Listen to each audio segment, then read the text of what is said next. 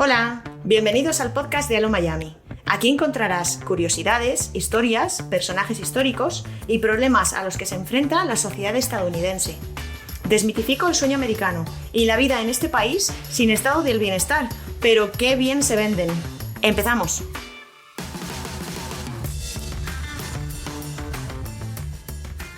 Teniendo en cuenta que yo comencé la primera temporada de este podcast con un episodio en el que explicaba por qué Trump llegó a ser presidente de Estados Unidos y que volví a retomar el tema de las elecciones para estrenar la cuarta temporada de este podcast para explicar por qué Trump perdió las elecciones ante Joe Biden, siento que es necesario hacer una precuela de toda esta saga presidencial y comenzar así esta sexta temporada de Hello Miami, desmitificando Estados Unidos.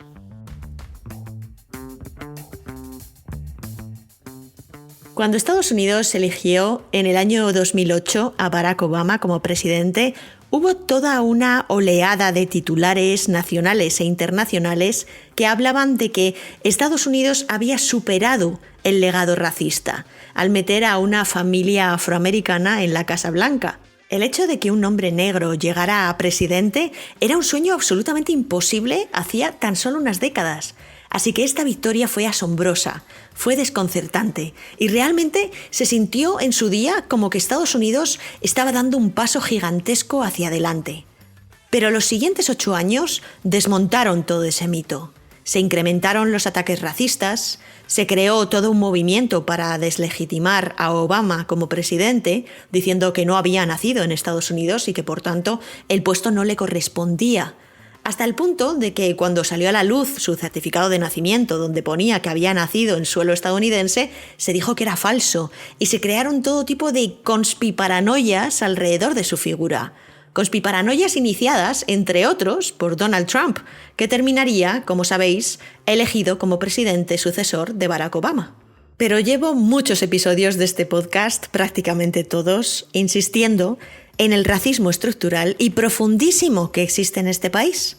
Entonces, ¿cómo es posible que Obama llegara a ser elegido como presidente de Estados Unidos? Pues vamos a verlo.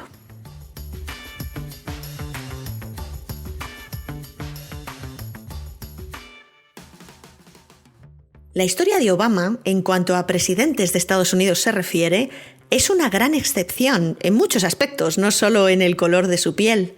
Nació en Hawái y no en Kenia, como muchos se empeñaban en asegurar, pero su padre sí era de Kenia, lo cual hace que sea el primer presidente de origen africano directo y documentado, además de ser el primer presidente en unos 150 años cuyo padre no era estadounidense también.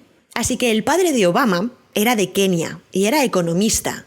Y su madre era estadounidense, de Kansas, para ser más exactos, pero estudió antropología en la Universidad de Hawái.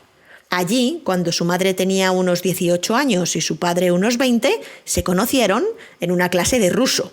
Se enamoraron, se embarazaron, se casaron rápidamente. El padre de Obama no es que se pueda llevar el premio al mejor padre del año, precisamente, porque al año siguiente de nacer él, deja Hawái para irse a estudiar a Harvard y no pone pega alguna a la madre de Obama cuando ésta le pide el divorcio. Al parecer, el hombre tenía mujer e hijos en Kenia y una vida de lo más compleja. Después de divorciarse de la madre de Obama, además, se terminó casando con otra mujer estadounidense que conoció durante ese máster en Cambridge. Vamos, una joyita el padre de Obama. Pero bueno, el padre de Obama es lo de menos en esta historia, aunque de no ser por sus genes africanos, no estaríamos hablando de su hijo en estos momentos. Pero la madre de Obama también se casó de nuevo, esta vez con un hombre chino-indonesio, y se mudaron todos juntos a Yakarta, donde Obama fue al colegio desde los 6 hasta los 10 años.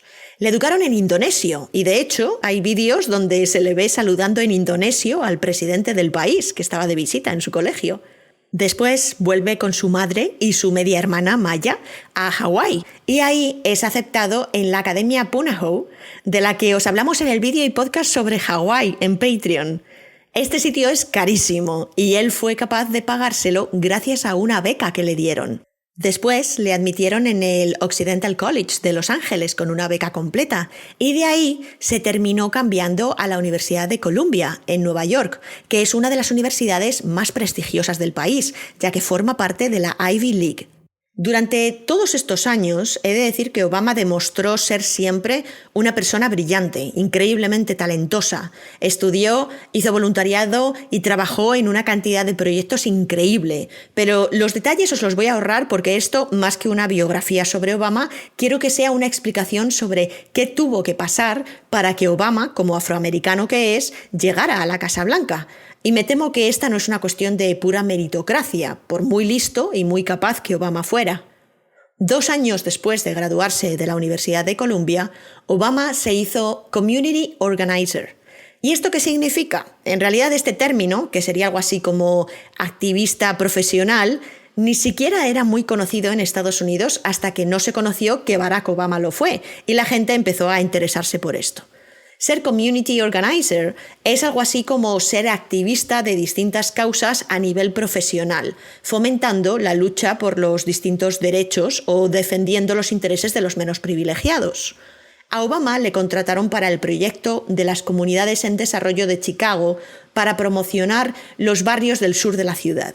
Se dedicaba a convencer a la gente de que lucharan por sus derechos y organizó todo tipo de actividades, desde un sindicato por los derechos de los inquilinos hasta la lucha contra la eliminación del famoso asbestos en las casas de protección oficial o la creación de más empleos para los más desfavorecidos. Básicamente estaba trabajando para una ONG haciendo las cosas que debería estar haciendo el gobierno, para entendernos. Cuando se presentó a las elecciones, todo este pasado laboral salió y él se refirió a él como lo que más le había ayudado a llegar a donde estaba, mucho más que su carrera en la universidad de élite, por ejemplo, porque ahí aprendió a motivar a la gente para que luchara por lo que era suyo y se hizo un agitador profesional. Obama sabía qué teclas tocar para iniciar un movimiento social. Pero claro, también esta experiencia como agitador, entre comillas, fue utilizada por sus enemigos. Se le tachó de persona problemática, de buscar el conflicto o de ser un comunista infiltrado que en realidad había aprendido de otras personas mucho más radicales. Pero volviendo a su juventud, Obama, después de trabajar en esto, es aceptado para ir a Harvard a estudiar Derecho, que aquí es un posgrado. Os recuerdo que su padre había ido a Harvard también, y no es por quitarle mérito alguno a Obama, ya que él fue un alumno excelente en la Escuela de Derecho, pero lo menciono porque a la hora de aceptar a alumnos, y Harvard es uno de los centros educativos más difíciles para ser admitido, el que uno de tus padres sea antiguo alumno te da puntos. Obama pudo entrar en Harvard gracias a sus propios méritos y también gracias a su padre, y allí fue el primer presidente negro de la Harvard Law Review, que es una especie de periódico que hacen allí, pero que como es Harvard, pues es importante. Es decir, que ya este logro le hizo aparecer en los medios. Después se graduó en 1991 y volvió a Chicago como profesor de Derecho en la University of Chicago, además de como abogado especializado en derechos civiles. Y a pesar de que os estoy resumiendo todo esto mucho, creo que ya os podéis hacer una idea de que Barack Obama es una persona extremadamente inteligente, diligente y que triunfa allá por donde va. Cuando llegó a presidente de Estados Unidos, hubo quien le quiso aplicar el estereotipo racista del afroamericano vago, que consigue cosas gracias a ayuditas y paguitas y discriminación positiva, y no por sí mismo. Pero es que estas acusaciones, a poco que sepas algo del currículum de Barack Obama, son de risa. Porque te puede gustar el tipo o no, pero una cosa es un hecho. Ha sido una mente brillante toda la vida y un trabajador nato. Y trabajando allí en Chicago, en el bufete de abogados Sidley & Austin, es cuando conoce a Michelle, con quien se casaría al año siguiente, quien es una persona igualmente brillante. Ella había estudiado en Princeton y en Harvard también. Y 4 años después de casarse con Michelle, en 1996, Barack Obama decide comenzar su carrera política. En ese momento había una vacante en el Senado de Illinois para representar al sur de Chicago, zona mayoritariamente negra y votante demócrata. Para poder presentarse, los candidatos tenían que presentar una petición con un número mínimo de firmas para demostrar que la gente te apoya. Y como os podéis imaginar, gracias a su activismo y su don de gentes, Obama logró obtener el triple de las firmas requeridas en cuestión de un solo día. Había otras personas demócratas que también se presentaron a esas primarias, pero como lo hicieron en el último momento y por los pelos, con apenas firmas suficientes como para ser admitidos, Obama, muy listo él, pidió revisión de esas firmas y efectivamente se demostró que había cosas raras. Es decir, que Obama ganó sus primarias sin contrincantes siquiera. Y una vez que llegó a las elecciones, ganó fácilmente porque ese distrito siempre vota demócrata. Así que lo tenía ganado. Estas primeras elecciones nos muestran a un Obama astuto e implacable. Se las arregló para utilizar el sistema electoral para evitar tener contrincantes y así ganar las elecciones antes incluso de tener que pedir a la gente su voto. En 1999 ocurrió algo muy extraño en la carrera de Obama porque por primera vez y única supo lo que era el fracaso. Él, ya senador a nivel estatal en Illinois, quiso avanzar a la política nacional y vio que había un sillón disponible como congresista para la Casa de Representantes. Pero esta vez sí había un contrincante, uno además mucho más experimentado y con mejores contactos que él, así que perdió esas elecciones y por mucho. Illinois es un estado que se considera bastante demócrata, ya que Chicago, su ciudad más grande, tiene una gran densidad de población e influencia política. Pero no es un estado tan demócrata como para que los republicanos lo puedan dar por perdido, ni mucho menos. El Partido Republicano ha estado en el poder varias veces y, de hecho, en ese momento en el que Obama intentaba hacerse hueco en la política, a principios de los años 2000, ellos controlaban tanto el gobierno del estado como uno de los 2 asientos en el Senado a nivel federal. Sin embargo, ese senador republicano, Peter Fitzgerald, no estaba nada contento. Tenía claras diferencias con el resto del Partido Republicano en Illinois porque él tiraba más hacia la izquierda que la mayoría de miembros de su partido. Tenía una visión más progresista sobre el control de las armas, la inmigración, el cambio climático, y eso chocaba mucho con el Partido Republicano, que le consideraba un poco la oveja negra, la oveja rojilla, más bien. Y tanta presión recibía por parte de su partido que terminó tirando la toalla y diciendo que al final de su mandato, mira, se jubilaría y pa' casa. Es decir, que se abría una puerta, porque normalmente cuando un senador se presenta a las elecciones para ser reelegido, es muy probable que la gente vote al incumbente y no sea reemplazado. Pero cuando el incumbente dice que se jubila, ahí sí que hay una verdadera oportunidad. Y así lo vio Obama, que llevaba ya 8 años como senador a nivel estatal y sabía que esa era una oportunidad de oro para dar el salto. Además, esta vez tenía muchas más tablas como legislador y muchos más contactos. Se ganó el apoyo de algunas figuras importantes y también de los líderes de los sindicatos. Y a pesar de que tenía 6 contrincantes, él se llevó muchos más votos que cualquiera de ellos en las primarias del Partido Demócrata. Mientras tanto, los republicanos habían elegido a Jack Ryan, un muy apuesto banquero, también muy carismático, y que también había arrasado frente a sus contrincantes en sus primarias correspondientes. Así que tenemos a Obama, guapo, joven, listo, carismático y negro, frente a Ryan, guapo, joven, listo, carismático y blanco, luchando por ser el senador de Illinois. La batalla estaba muy igualada, pero Obama, que podemos decir que ha sido siempre una persona afortunada, por lo general, con estrella, está a punto de tener la mayor suerte de su vida. Porque lo que le ocurrió puede que sea uno de los golpes de suerte más grandes que se han vivido en la historia de Estados Unidos. Su adversario, el republicano Jack, estaba casado con Jeri Ryan, una actriz de televisión muy conocida.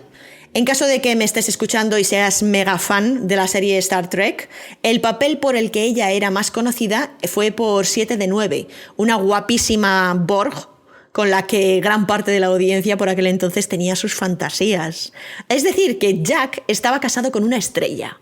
Y eso en Estados Unidos suele ser algo positivo a la hora de pedir el voto. Pero durante las elecciones, Jack y Jerry estaban en proceso de divorcio, lo cual es algo negativo a la hora de pedir el voto en Estados Unidos. Las primarias y las futuras elecciones eran en Chicago y el divorcio estaba ocurriendo en paralelo en Los Ángeles. Y ese divorcio, la verdad es que no le importaba a nadie, hasta que Jack ganó esas primarias y se convirtió oficialmente en candidato. El periódico The Chicago Tribune pidió al Tribunal Superior de Los Ángeles que compartiera los documentos del proceso de divorcio porque estos se consideraban de interés público. Porque ya sabéis que en la política estadounidense no hay nada que remueva más pasiones que la vida personal de los candidatos. Por eso, todos se afanan en aparentar llevar vidas perfectas. El problema es que en esos papeles de divorcio de Jack salieron muchos trapos sucios. Había transcripciones de Jerry declarando que su marido le había obligado a ir a clubs de alterne con él y tener sexo en público en contra de su voluntad. ¡Ups! Esto no eran unos cuernos solo. Esto no era cualquier otra razón de divorcio normalita. Aquí había carnaza. Y los medios se frotaron las manos.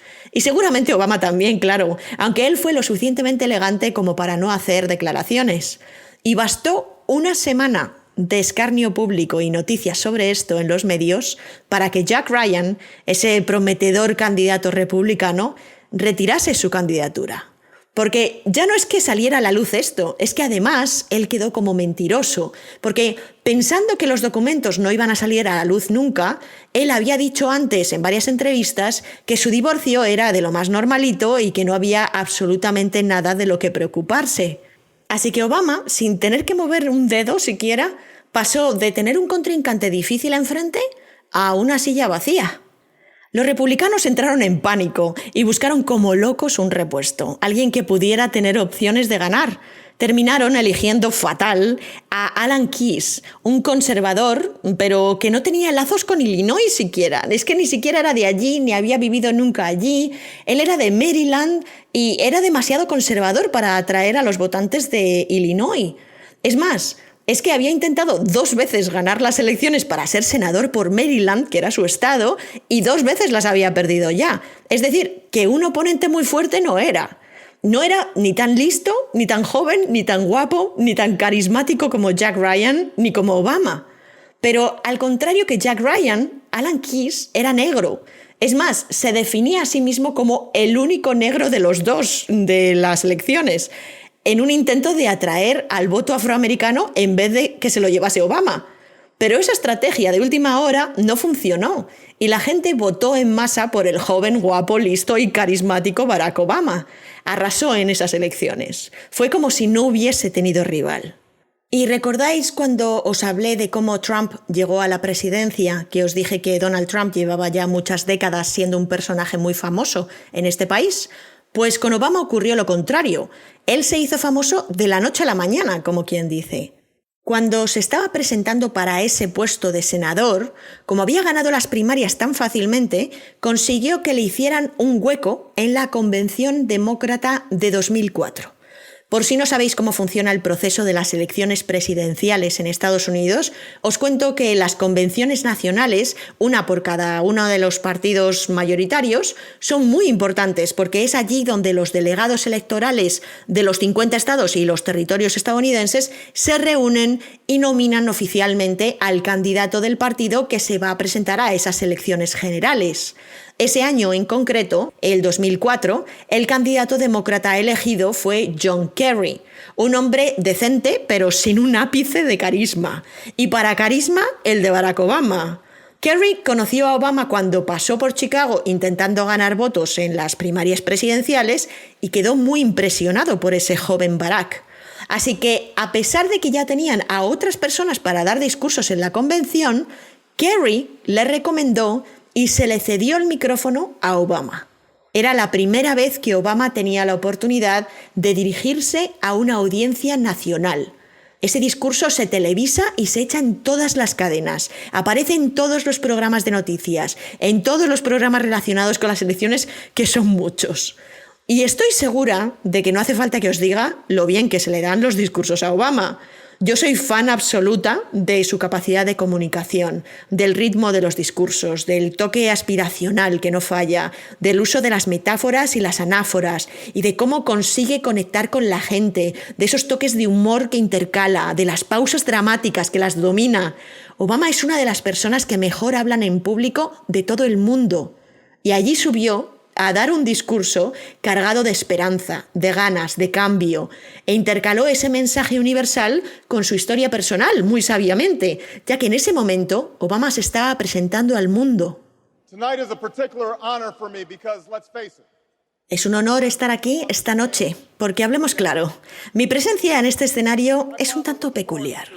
Mi padre fue un estudiante extranjero, nacido y criado en un pequeño pueblo de Kenia. Creció pastoreando cabras. Su colegio tenía un tejado de latón.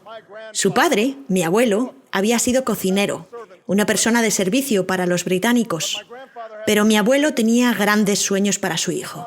Y con mucho trabajo y perseverancia, mi padre logró una beca para estudiar en un lugar mágico, América, que brillaba como el faro de la libertad y de las oportunidades dadas a tantos que vinieron antes. En este discurso, Obama parte de la narrativa del hombre hecho a sí mismo, del inmigrante exitoso, del sueño americano hecho realidad en las propias carnes de sus ancestros. También habla de su madre de Kansas y de cómo su familia materna tuvo que lidiar con la Gran Depresión. Explica su nombre, Barack, que significa blessed o bendecido por Dios, dejando claro que es un hombre espiritual, nada de ateos, ya sabéis. Y desde ese punto de partida, en el que él mismo se está definiendo como abanderado de la diversidad y de la meritocracia, habla a Estados Unidos de que son una nación grandiosa y dirigiéndose a demócratas, republicanos y políticos independientes, dice: tenemos mucho trabajo por hacer, que nuestra gente se está quedando sin trabajo porque las fábricas se van a México, que hay gente que no puede pagarse las medicinas, que hay gente que tiene el talento, pero no tiene el dinero suficiente como para ir a la universidad. Y habla allí, desde su micrófono, de esperanza en tiempos difíciles, de esperanza en tiempos inciertos, de la audacia de la esperanza, que al final es el mayor regalo que Dios puede darles y el fundamento de su nación. El creer en lo que no puedes ver, el creer que vienen días mejores. Y termina exclamando: ¡América! Esta noche, si sentís la misma energía que yo, si sentís la misma urgencia que yo, si sentís la misma pasión que yo, si sentís la misma esperanza que yo siento, si hacemos lo que debemos hacer, entonces no tengo ninguna duda de que a lo largo y ancho de todo este país, desde Florida a Oregón y desde Washington a Maine, la gente se va a alzar en noviembre y John Kerry será nombrado presidente y John Edwards será nombrado vicepresidente y este país reclamará su promesa. Y tras esta oscuridad política vendrá un día con más sol. Decir que el discurso fue un éxito total es quedarse muy cortos. Fueron 16 minutos en los que Obama tuvo que pararse hasta 33 veces porque la audiencia no paraba de aplaudir. Y para el Partido Demócrata, cualquier sombra de duda que pudieran tener sobre la falta de experiencia de Obama leyendo el discurso en el teleprompter o el hecho de que por ser negro su mensaje solo calara en la audiencia afroamericana, se desvaneció ahí. El partido y también los medios de comunicación le enaltecieron en ese momento, haciéndole la nueva gran estrella de la política estadounidense. Aún no se había sentado ni en el Senado siquiera, cuando ya empezaba la gente a decir que él sería el primer presidente negro de Estados Unidos. Ese discurso, llamado The Audacity of Hope, ha pasado a ser uno de los más importantes de la historia de este país. Ahora se estudia en las universidades, pero en el mismo momento en el que lo estaban escuchando, la gente ya se estaba dando cuenta de que lo que oía era historia. Después de aquella convención demócrata, John Kerry perdió las elecciones frente a George W. Bush. Estados Unidos aún apoyaba a su presidente tras el 11S, a pesar de la guerra de Irak, y Bush tuvo la suerte de que el huracán Katrina, que demostraría su total inutilidad para liderar una crisis doméstica, no fue hasta un año después de las elecciones. Pero sobre la guerra de Irak, Obama tuvo una posición única entre el resto de figuras de su partido. Muchos demócratas habían votado, presos del miedo al terrorismo tras el 11S, a favor de que Bush invadiera Irak, y luego justificaron ese voto de una manera bastante torpe. Obama llegó al Senado justo después de que ocurriera todo esto, así que se libró de ser criticado por ello, y durante su campaña después siempre mantuvo una posición en contra de la guerra de Irak. Al principio, Obama fue un senador novato, discreto, sin grandes declaraciones ni aspavientos.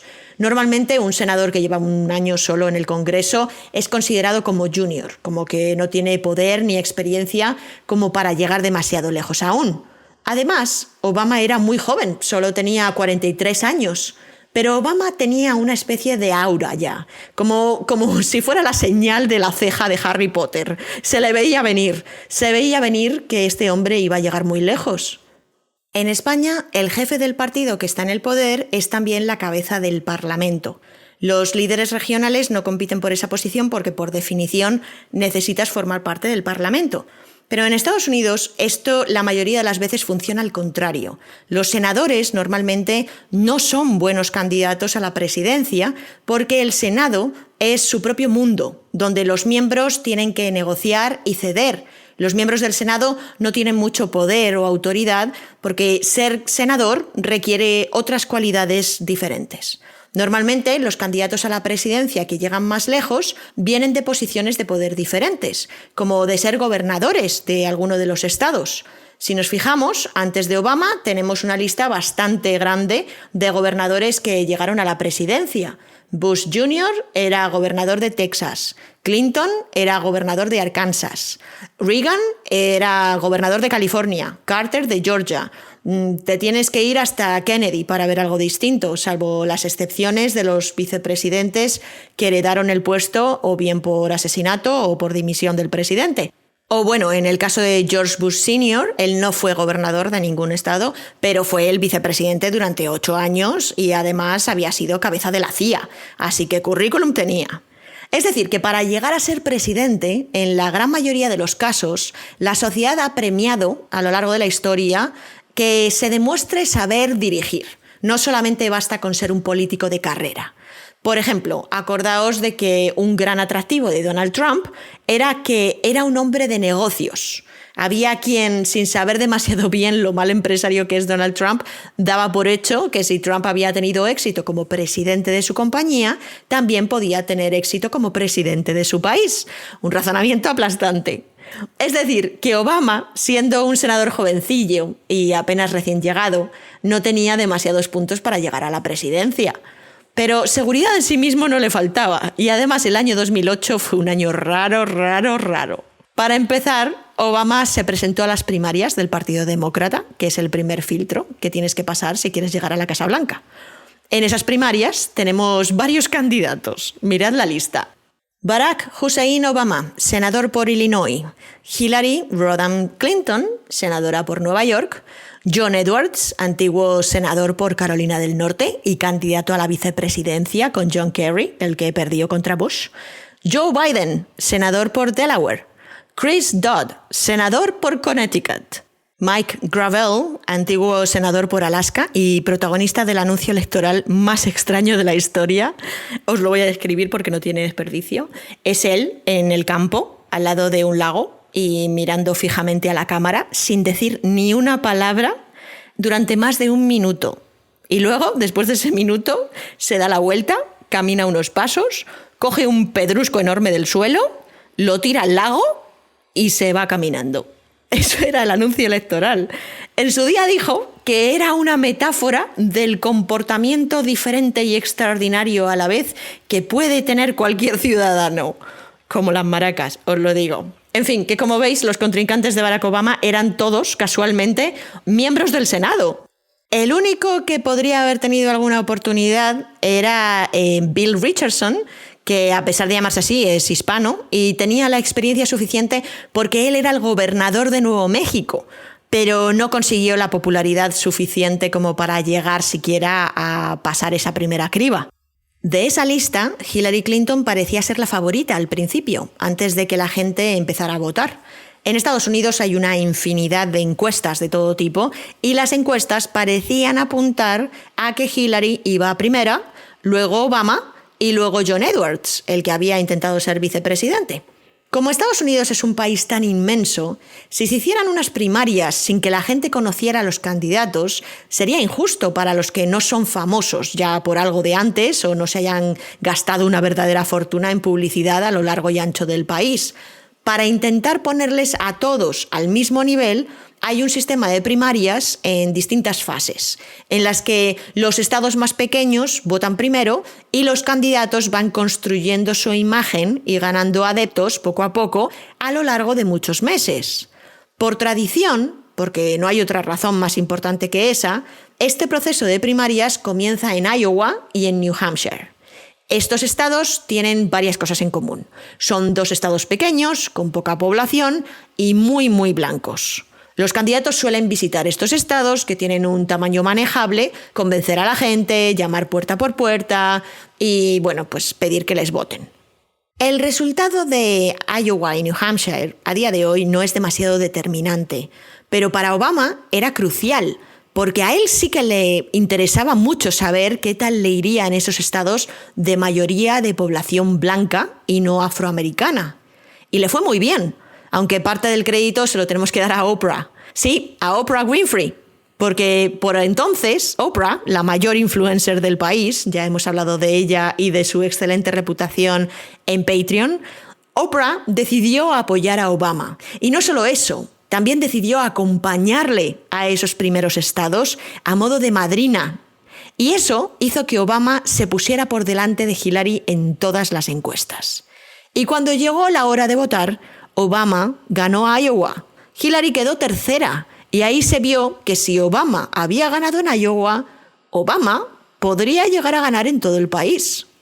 Los votantes negros son un gran porcentaje de la base de votantes del Partido Demócrata y hasta entonces Hillary había sido la favorita para ellos. Antes de que Obama apareciera en escena, en Estados Unidos se llegó a hablar de Bill Clinton, y abro comillas, como el primer presidente negro de América. Irónico, porque luego una de las leyes que él firmó encarcelaría masivamente a los negros de este país. Pero cuando Bill Clinton estaba en campaña, tuvo la habilidad de conectar con la población afroamericana mucho más que cualquier otro político blanco anteriormente. Más que hablar de sus problemas, parecía que por alguna extraña razón, la vida que había vivido Clinton, sus experiencias, les eran más cercanas. Esto es complicado de entender. Toni Morrison, probablemente la escritora sobre la realidad afroamericana más famosa de este país, lo describió así en un artículo de 1998 para la revista New Yorker. Los hombres afroamericanos parece que lo entendieron a la primera. A pesar de ser blanco, este es nuestro primer presidente negro, más negro que cualquier otra persona negra que hayamos elegido en nuestra vida. Al final, Clinton tiene todas las características típicas de la negritud. Viene de una familia monoparental, ha nacido pobre, es de clase trabajadora, toca el saxo, adora la comida basura y es de Arkansas. Y cuando el cuerpo del presidente, su privacidad, su sexualidad se convirtió en el foco de la persecución, cuando fue metafóricamente incautado y cacheado, ¿quién diría que los negros no sabían de qué iba todo esto? El mensaje era claro. No importa lo listo que seas, lo duro que trabajes, la riqueza que nos traigas, que te pondremos en tu sitio. O te sacaremos del sitio que tienes gracias a que te dimos permiso para tenerlo. Te echaremos de tu trabajo, te repudiaremos y quién sabe, quizá te sentenciemos y te encerremos también. En resumen, a no ser que hagas lo que te decimos, intégrate por una vez, tus improperios nos pertenecen. Es decir, que los votantes negros, a pesar del escándalo de Mónica Lewinsky, o precisamente por él, aún apoyaban y mucho a los Clinton. Aún no eran tan populares las conspiraciones que fueron haciéndose más grandes contra ellos después, y Hillary aún no era conocida como Hillary en los entornos más conservadores. Aún no se habían filtrado sus emails, ni había sido secretaria de Estado durante Benghazi. Todo el odio hacia los Clinton, del que os hablaba en el primer episodio de este podcast, se amplificó años más tarde y además siempre vino mayoritariamente por parte de los votantes blancos. Los afroamericanos, en general, aprecian a los Clinton, así que Hillary era una buena opción. Y además, muchos no se llegaban a creer que alguien negro de verdad, como era Barack Obama, tuviera realmente posibilidades de llegar a la presidencia. Pero cuando Obama ganó esas primarias en Iowa, vieron no solo que era un caso especial, sino que realmente ese hombre tenía posibilidades de ganar unas elecciones generales. Pero no estaba del todo claro todo esto, porque Hillary ganó las primarias en New Hampshire. Por poquito, pero ganó. Así que a Obama le tocaba darse a conocer más, porque esto no deja de ser un concurso de popularidad, más que de programa político. Y en este país ya todo el mundo conocía a Hillary. Obama centró su mensaje en la esperanza y en el cambio, y con esto se ganó a los votantes más jóvenes.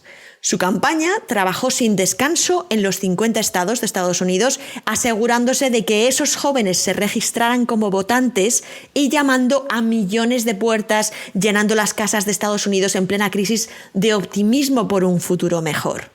Obama fue el primer político que supo utilizar de forma muy inteligente el auge de las redes sociales, que eran utilizadas por aquel entonces casi exclusivamente por gente joven. Facebook, hasta hacía muy poco, aún requería tener un email universitario para registrarse como usuario, y Obama contrató a uno de los fundadores como su coordinador de organización online.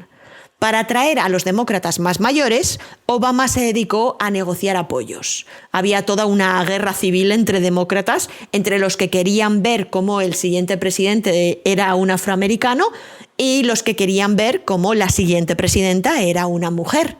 Obama ganó muchos apoyos cuando consiguió que Ted Kennedy, el hermano pequeño de JFK, dijera que iba con él, porque ese hombre llevaba en el Senado ya más de 30 años y se le consideraba uno de los grandes sabios dentro del partido. Obama consiguió una campaña más fuerte que la de Hillary. Tuvo una habilidad alucinante para elegir a gente con mucho talento para llevar su campaña electoral y para movilizar a sus votantes tanto en el mundo real como en esas redes sociales nuevas. Y además era extraordinariamente carismático cuando salía saludando a la gente. Ya os he dicho que como comunicador es prácticamente imbatible. Pero necesito repetirlo aquí porque durante las elecciones de 2008, Obama dio probablemente los discursos más esperanzadores que se escucharon en este país desde los de Martin Luther King. Y además, todo fue elaborado en perfecta armonía y el Yes We Can de los mítines pasó a ser su lema de campaña general y el mensaje de millones de piezas de merchandising. También es muy importante añadir el papel que el dinero juega en las elecciones de este país. El dinero, de hecho, es que lo es todo. Y cuesta tal fortuna publicitarse en un país tan grande que la clave está en o bien ser un multimillonario sin ningún problema en gastarse 1.000 millones de sus ahorros, como hizo el candidato Bloomberg en el año 2020, o recaudar fondos de cientos de miles de personas, de estadounidenses normales y corrientes. Y Obama consiguió recaudar muchísimo más dinero que cualquier otro candidato, en gran parte gracias a que él y su equipo supieron ver y aprovecharon las posibilidades que ahora les daba Internet, mucho más que cualquier otro. Cuando salió en los medios que Hillary había donado, entre comillas, $5 millones a su propia campaña, los fans de Obama se unieron haciendo que él superara los 6 millones al día siguiente. Para cuando definitivamente ganó a Hillary como candidato, Obama ya había conseguido recaudar dinero de más de 1 millón de personas de Estados Unidos. ¿Y recordáis que os he dicho que Obama se hizo famoso por aquel discurso que dio en la Convención Nacional de 2004? Bueno, pues 4 años más tarde, allí estaba otra vez, pero esta vez como candidato, no como chavalillo recién llegado a la política. Fue casi como su coronación. Y la victoria se veía más fácil que en 2004. Parecía que en 2008 el país estaba preparado para dar un volantazo a la izquierda. La guerra de Irak ya era evidente que había sido un terrible error y Bush había metido la pata hasta el fondo con su fatal gestión del desastre del Katrina. Ese mensaje de esperanza y cambio llegaba en el mejor momento a Estados Unidos.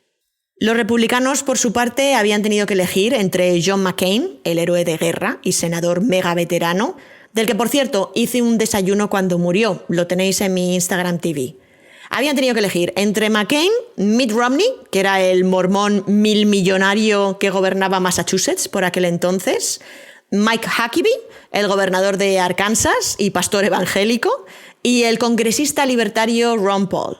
También intentó llegar a las primarias Rudy Giuliani, el alcaldísimo de Nueva York, pero lo hizo fatal y no llegó muy lejos con eso. Así que nada, McCain ganó esas primarias y la verdad es que gustaba a la gente. Recordad que se le llamaba el Maverick. Tenía fama de ser independiente, de hacer un poco lo que a él le daba la gana, lo que solo él consideraba correcto, y tenía fama de ser honesto. Su tour por el país en autocar lo llamó The Straight Talk Express, el express del hablar claro. Y los medios le comenzaron a llamar más eso del Maverick, el disidente, el inconformista, el rebelde a todas horas. Era un candidato que gustaba en general, pero que favorecía a Obama un poco, porque los críticos de Obama decían que no tenía experiencia, que era demasiado joven y tal. Pero los críticos de McCain decían que McCain era demasiado viejo, ya que tenía 72 años. Claro, todo esto ocurrió mucho antes de que llegara Joe Biden en 2020 y dijera eso de sujétame la copa, que voy a ganar con 78. En esas elecciones de 2008, Estados Unidos estaba arrepentido de haber ido a la guerra de Irak. En 2004, el debate se había centrado en cómo conseguir que el país se volviera a sentir seguro tras los ataques del 11 de septiembre, pero ahora el tema central era lo mal que se había manejado la guerra de Irak. Obama, como os decía, al contrario que muchos compañeros demócratas del Congreso, no había votado a favor de la guerra, principalmente porque no había llegado a su sitio en el Senado. McCain, sin embargo, sí había votado a favor de la guerra de Irak, aunque en su caso, siendo él mismo un héroe de guerra, pues era lo normal.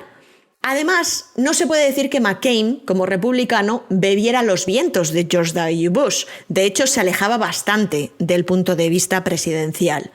Pero a Obama no le interesaba lo justa o injusta que fuera esa guerra. Había otro tema sobre la mesa que era mucho más crucial para él: la sanidad en Estados Unidos, cada vez más fuera de madre, cada vez arruinando más familias. Pasó a ser eso su gran promesa electoral al inicio de la campaña. Pero al final del verano estalló la burbuja inmobiliaria y la economía se vino abajo. La crisis del 2008, que seguro que recordaréis porque nos afectó también mucho en España, en Estados Unidos fue brutal. Además, la culpa la tenían todos. No es que sea justo culpar a los republicanos de que esto sucediera, ya que durante más de 30 años habían estado alternándose en el poder y dejando completamente de lado, a favor de las grandes empresas, todas las reglas que se pusieron en su día para prevenir otra gran depresión. Pero aquí Obama tuvo suerte. En este momento, los republicanos eran los que estaban en el poder. Y además, George W. Bush, ya conocido por no manejar demasiado bien las crisis domésticas, dejó ver su ineptitud de nuevo cuando todos los bancos comenzaron a caer. Y aunque a McCain no se le acusó de nada en relación a esta mega crisis financiera, él mismo metió muchísimo la pata con esto. En un supuesto intento de transmitir calma a la población, dijo que las bases de la economía eran muy sólidas, lo cual sonó a que no tenía ni pajolera idea de qué demonios estaba diciendo. Pero es que además en otra declaración dijo que la clase media pasaba a ser clase alta cuando ganabas más de 5 millones de dólares al año. Que es que se ve que si ganas 1 o 2 millones al año, a McCain no le parece rico. Y ya terminó de rematarlo y cavarse su propia tumba cuando en una entrevista le preguntaron que cuántas casas tenía. Que fijaos que la pregunta muy difícil no es, pero McCain era una persona con mucho, mucho dinero. Como la mayoría de los miembros del Senado, también he de decir, ¿eh? Pero en su caso, aún con más dinero que la media, porque su mujer era una rica heredera de las principales distribuidoras de cerveza del país. Y cuando le preguntaron eso de, pero señor McCain, ¿cuántas casas tiene usted entre usted y su señora? Pues se puso a balbucear y no supo contestar. Dijo, alguien de mi equipo te dará la respuesta, como si eso fuera algo que se tuviera que pensar. La respuesta no tardó en salir en todos los periódicos de audiencia nacional. Los titulares se repartían entre las críticas al político multimillonario que no sabía ni cuántas propiedades tenía y las listas de las mansiones de su propiedad. Por si os pica la curiosidad, la respuesta más correcta yo creo que sería muchas. Como bien dijo el New York Times en su día, no era fácil qué decir para no faltar a la verdad. ¿Cuentas las propiedades que tienes a medias con otros socios? ¿Las casas que tienes alquiladas a otras personas? ¿O solo las casas en las que resides habitualmente con tu mujer? A su nombre, exactamente nada. Pero a nombre de empresas y fondos en los que él participa, tiene de todo. Solo en Arizona tiene media docena de casas. Y en la costa sur de California otras 3. También otro pisito en Virginia que le compró a otro senador amigo y 6 acres de tierra, es decir, 2 hectáreas y pico, en Sedona, Arizona también, donde hicieron un santuario de pájaros. Cuando McCain, entrevista tras entrevista, deja cada vez más claro que no tiene ni idea de qué es tener problemas financieros en medio de esa gravísima crisis, básicamente le abre la puerta a Obama para ganar las elecciones. Y este la aprovecha, claro. En uno de sus mítines, enlazó todas las meteduras de pata de McCain. Dice, pensadlo, entiendo que si crees que eres rico, a partir de cobrar $5 millones, y que si no sabes ni cuántas casas tienes, pues claro, entonces no es sorprendente que de verdad creas que las bases de la economía son sólidas. La popularidad de McCain caía en picado, y cuando su equipo de campaña comenzaba a estar ya desesperado, cometió otro error. Dijo que pausaba su campaña electoral para centrarse en resolver la crisis financiera como senador. Pero McCain no formaba parte del grupo de senadores asignados a lidiar con la situación, y a lo que sonó esa pausa en la campaña fue a querer evitar a toda costa un debate con Obama. Y no le culpo, porque a mí también me habría dado miedito enfrentarme a esa situación, sobre todo después de esas declaraciones. Y cuando las cosas parecía que no podían ponerse peor para McCain, hizo uno de los movimientos más desesperados de la historia de la política estadounidense. Anunció quién sería su vicepresidente. Y de esto ya os he hablado en este podcast, que la elección del vicepresidente siempre es algo estratégico para ganar el mayor número de votos posible. Acordaos de Donald Trump eligiendo al santurrón de Mike Pence para compensar su falta de credibilidad a la hora de parecer buena gente. Obama, buscando este contraste, se buscó a un presidente mucho mayor que él, ya que a él se le acusaba de ser demasiado joven e inexperto. De ahí que se decantara por el entonces también senador, pero de los de toda la vida, Joe Biden. ¿Y a quién eligió McCain como vicepresidente viendo cómo iban las estadísticas? Fijo que os acordáis. O si no, cuando os lo diga, os acordaréis. En realidad, McCain quería elegir a otra persona. Él quería elegir a Joe Lieberman.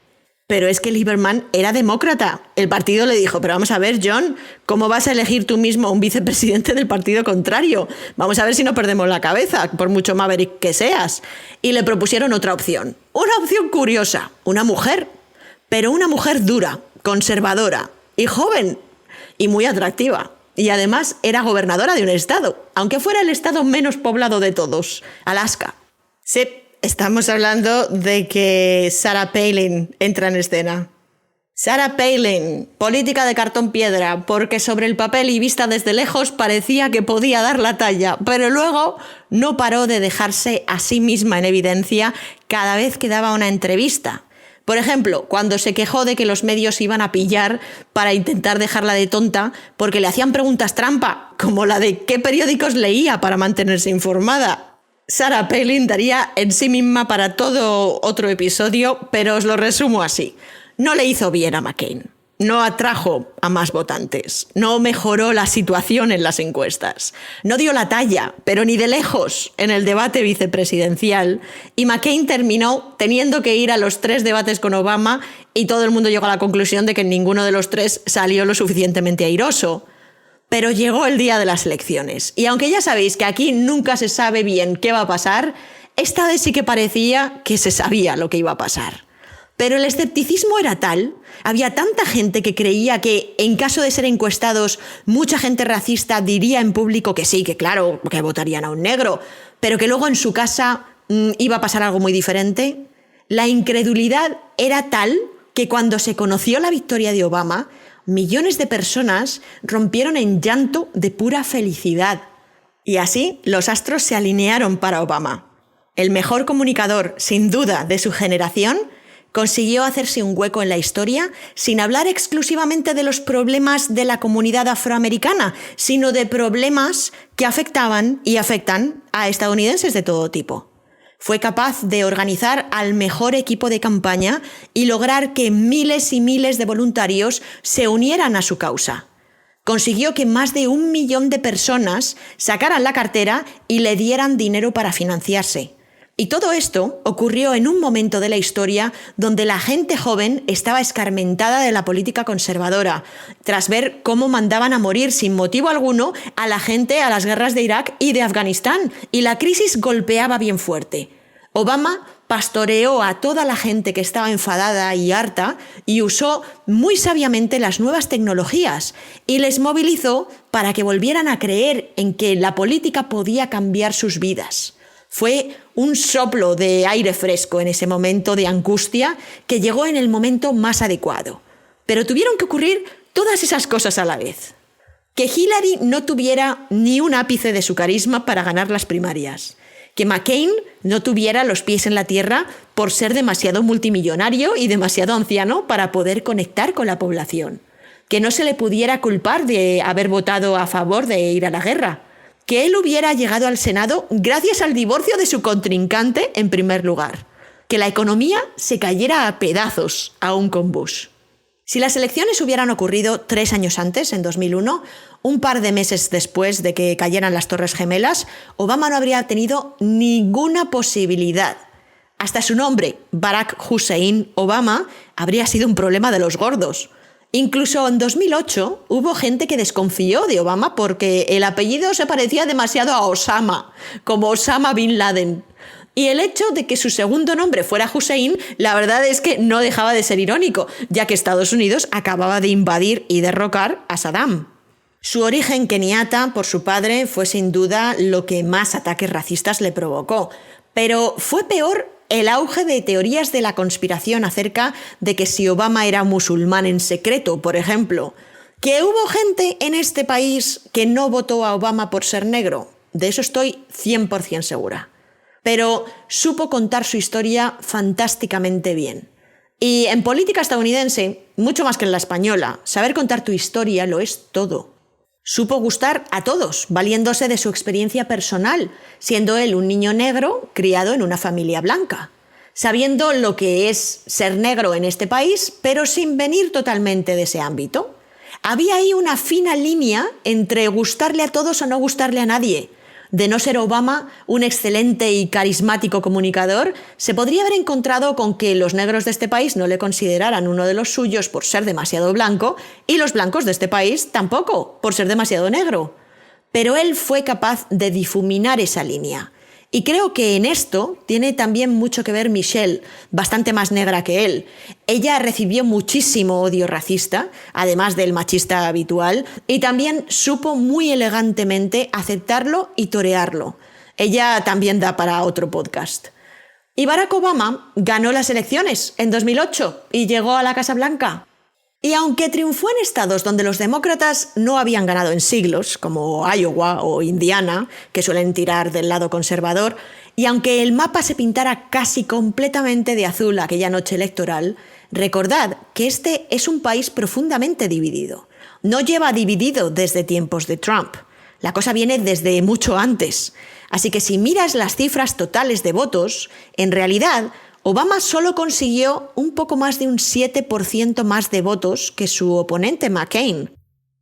Y así es como se explica que un negro llegara a ser presidente de uno de los países con más racismo estructural del mundo. Hizo falta un cóctel de elementos muy particular. Un negro que era negro pero no mucho. Un negro absolutamente brillante, carismático, guapo y con una oratoria absolutamente fuera de lo común. Una carambola de golpes de suerte que lo llevaron a tener su gran oportunidad muy pronto, y en un momento en el que el país pedía un cambio radical. Unos contrincantes que no fueron nada difíciles de ganar, y el increíble poder que supuso conectar con la gente joven por primera vez a través de las redes sociales.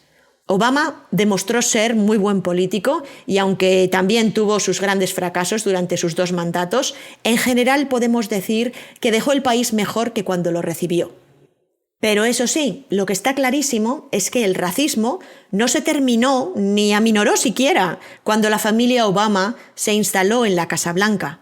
De hecho, no hay más que ver qué ocurriría 8 años más tarde. El que tomó el relevo fue el mismo que insistió hasta la saciedad en que Obama era africano y no un presidente legítimo para Estados Unidos. Y bueno, ahí ya enlazamos con el tema de por qué ganó las elecciones Donald Trump.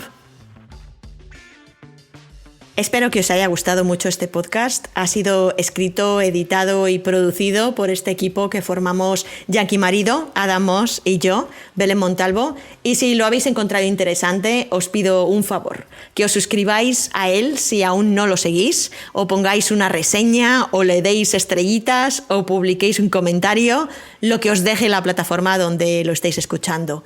A nosotros eso nos ayuda muchísimo a llegar a más gente. Además, os recuerdo que en Patreon, Yankee Marido y yo continuaremos con esta conversación sobre Obama, así que si nos apoyáis por allí, tenéis un podcast extra también, además de todo el contenido que subimos por allí, con vídeos y podcast explicando referencias en la cultura popular estadounidense, los estados 1 a 1 y demás, para que no se os haga tan larga la espera entre un episodio del podcast y otro. Os dejo el enlace a nuestro Patreon en las notas. Este mes ha tocado por aquí podcast de politiqueo, pero el mes que viene será acerca de un tema bastante más popular. Hasta entonces me despido y os mando un abrazo. ¡Chao!